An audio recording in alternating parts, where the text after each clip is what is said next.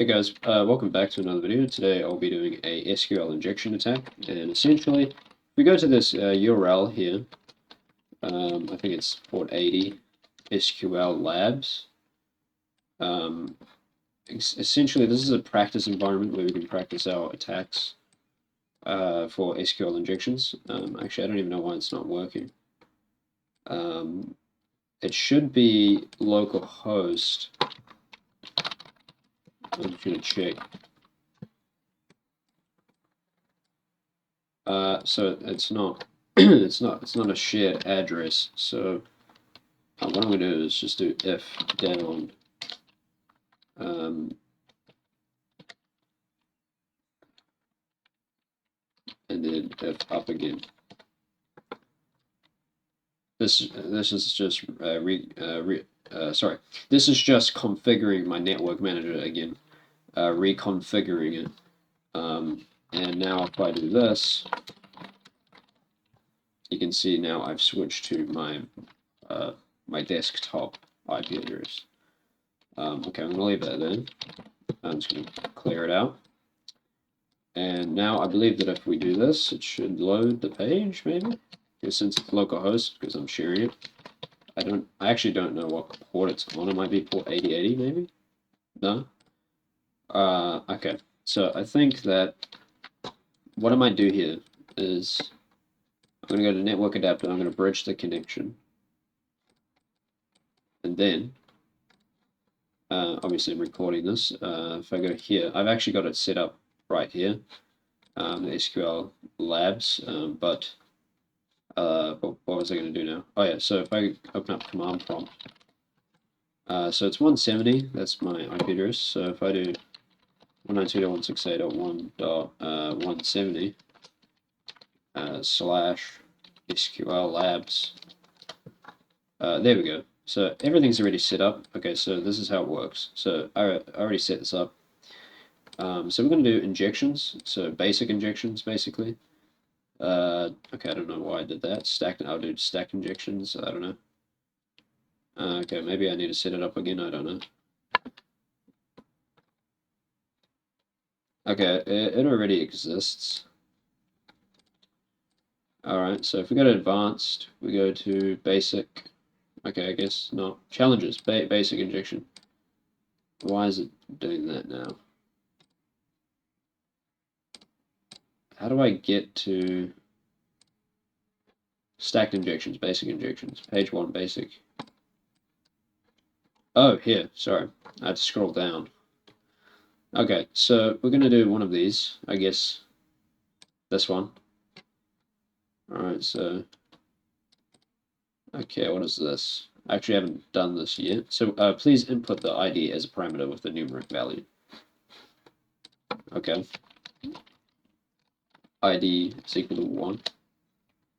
Alright, so here, you can see here, if this was on a site, okay, 2. Okay, yeah, so it's giving us user details. Obviously, what we can do here is, I guess it's just, it keeps going on and on. Okay. I guess these are just test accounts or something. Okay, so, well, we can see here that we have a vulnerable parameter. So what we're going to do is copy this, and then we're going to use sqlmap to perform this attack. What we can actually do is actually inject, well, this query here. I don't know if I can actually zoom into that. I don't think I can. I don't know. Can I use something to zoom in? System tools. I just want to zoom into the, no, I don't think, screen reader. I don't know, actually. No, it's fine, don't worry about it. I just wanted to, like, zoom in or something. Can I use one of these? Oh, it doesn't matter. Alright, so we can see here in this URL here, which is ID is equal to 1. Now, I can also do 1 or, right? Okay, it says you have an error in SQL syntax, right? So SQL is a structured query language. I don't have to go over that. Most people know what it is. It says check the manual that corresponds to the MariaDB server version. So by just doing that, by getting that, it's already told me that it's using a Maria database, and obviously I've made an error within the code. So what I'm going to do is do sqlmap -url, and obviously the URL of that, and I think what I can do is just run it just plain like this, or I can do batch and get information about it. Okay, well, we can see here is that SQL map identified that the parameter ID is a union query attack, right? With the MySQL syntax, we've got 3 columns here that it's executed. We can see the type of web server, right? And which that is true. I am running it off my Windows, and not just that. Tells me the PHP version and the Apache version, which is good. But what we can do here is we can identify other information. So if I open up here, oh yeah, so what we can do is we can do batch, so we don't actually have to get that type of information yet. But what we can do here is also describe the versity, and also if we were doing this, like not ethically, of course, we can connect it with Tor, and yeah, we could basically do it using through Tor, or even just proxy chains in general. But we can actually retrieve the data, or yeah, okay. So what we're going to do is we're going to enumerate databases. So DB. Well, actually, what we can do is get the current user. See, if we get the current user, yeah, so current user is root at localhost, so we can actually get that result from the victim, or anything like that in particular. But what we can also do is, it says enumerate the database schema, or we can dump. So if we do dump, so let's do dump.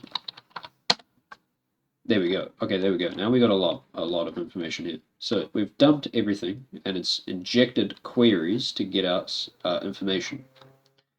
And obviously we've got some retrieve what's in the database by retrieving here, these entries. So we got email, we got emails, list of emails. And if we were doing this in a point of attack, we can actually do a phishing attack on these emails. But if we go down here, we can see other information such as admin and all those types of things. Well, first of all, we've just dumped the table users in the security database. That's the name of one of the databases, is security, and we've just dumped the username and password using sqlmap. So sqlmap, of course, is written in Python. Most hacking tools are, due to the fact that, well, it's not because Python is simple to code with or anything like that. It's, the reason why the hacker community, or just hackers in general, use Python is because most computers, like Windows, most operating systems like Windows and Linux and all those types of things, there's some apps which are using Python. So I'm going to say that again. There are apps and websites which are built using Python, such as Django, Flask, and all those types of things. But with Python, you can do a lot because there's a lot of libraries. That's why hackers use Python, is because there's a lot of libraries to do with sockets, networking, lower level work, which I won't dive into, or stuff like that, or even just automation, web development, coding websites in Django and all those types of things. Python is used a lot, not just in the hacker community. but a lot of hackers do use Python because it's mainly because there's a lot of libraries. So basically, all these hacking tools here, they are written in Python or Perl. Not all of them, but as a web application tester, I use JavaScript to like XSS attacks and all those types of things. That's what I'm good at. But using this tool, sqlmap, to automate my processes is very handy. But what we can do here is also enumerate. Okay, well, I haven't used this a lot. So it said that we got a MariaDB database. So I believe that if I do this, and it's obviously a MariaDB server. Okay. We can also get a shell, but also, oh wow, dump all databases, tables, and entries. So we can actually, instead of doing dump, we can also do dump all, which is another. Okay, so as we can see here, it's actually dumping everything that's on the tables. And if I scroll to the top here, we've already seen this. That's one of the tables, and okay, so it's gotten all that information, right? But we can also get columns. Schema seems interesting. I'll try that. Sorry. Try that. I can get the database schema.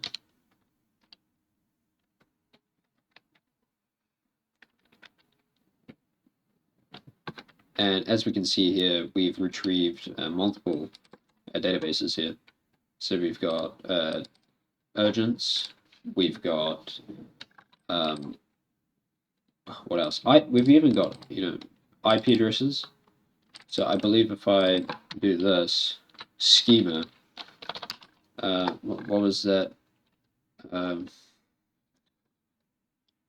forgot, columns or something. Was it? Yeah, something like that. Columns. So we basically enumerate what the columns are holding for IP addresses or something like that. I don't know. I'll take a look at how this actually works. Oh, columns doesn't take a value. Oh, okay. I guess I haven't actually used this quite a lot. Oops, I forgot to remove that. I haven't used this quite a lot, but so if we do this, okay, no, we've actually just retrieved the same thing. But we can see here that we've got different table names. So we got U agents, I guess it's user agents, reference, and emails. And we can get email IDs and passwords by the looks of it, which is cool. Yeah, anyways, that was it for this video. I'll do another one on this again. Thanks for watching.